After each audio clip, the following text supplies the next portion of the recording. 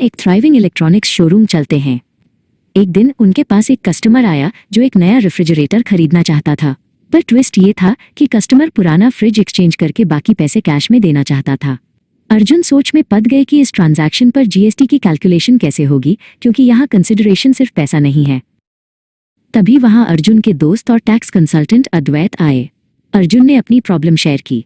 अद्वैत ने मुस्कुराते हुए कहा, अर्जुन, इस सिचुएशन के लिए जीएसटी लॉ में रूल 27 बनाया गया है। जब कंसिडरेशन होली इन मनी नहीं होता तब हमें वैल्यूएशन के स्पेसिफिक स्टेप्स फॉलो करने पड़ते हैं। अद्वैत ने समझाया, स्टेप 1 है ओपन मार्केट वैल्यू OMV। अगर वही नया रेफ्रिजरेटर किसी और कस्टमर को बिना एक्सचेंज के बेचा जाए तो उसका प्राइस क्या होगा? वही OMV है। अर्जुन ने चेक किया, बिना एक्सचेंज के US फ्रिज की कीमत 40,000 रुपीज थी। अद्वैत ने कहा, तो GST 40,000 रुपीज पर ही लगेगा। अर्जुन ने पूछो, लेकिन अद्वैत, अगर OMV अवेलेबल ना हो तो? अद्वैत ने जवाब दिया, फिर हम स्टेप 2 पर जाएंगे। हम कैश अमाउंट में एक्सचेंज किए गए प्रोडक्ट की मॉनेटरी वैल्यू ऐड करेंगे।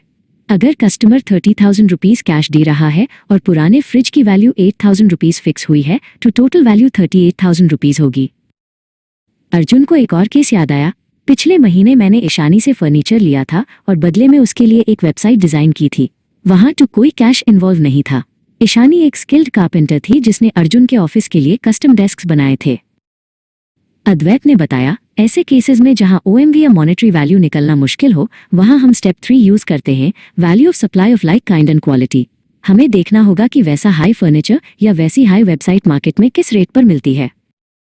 लेकिन अद्वैत, अगर लाइक काइंड एंड क्वालिटी भी न माइल टू? अर्जुन ने पूछो। अद्वैत ने कहा, फिर हम रूल 30 और 31 का सहारा लेते हैं। रूल 30 कहता है कि सप्लाई की वैल्यू कॉस्ट ऑफ प्रोविजन जोड़ 10% प्रॉफिट होगी। ये लास्ट ऑप्शंस होते हैं जब बाकी सब फेल हो जाए। अद्वैत ने समराइज किया, रूल 27 का सीक्वेंस फिक्स्ड है। पहले OMV, फिर मनी जोड़ नॉन मॉनेटरी वैल्यू, फिर लाइक काइंड एंड क्वालिटी और आखिर में कॉस्ट जोड़ 10%। हमें हमेशा इसी ऑर्डर में वैल्यूएशन करनी चाहिए ताकि ऑडिट में कोई दिक्कत ना आए। अर्जुन को अब सब समझ ए गया था। उन्होंने रियलाइज किया कि एक्सचेंज ऑफर्स और बार्टर डील्स में करेक्ट GST वैल्यूएशन कितनी जरूरी है। सही वैल्यूएशन से न सिर्फ टैक्स कंप्लायंस सही रहता है बल्कि बिजनेस की क्रेडिबिलिटी भी बढ़ती है। उन्होंने तुरंत अपने स्टाफ को नए बिलिंग गाइडलाइंस समझाए।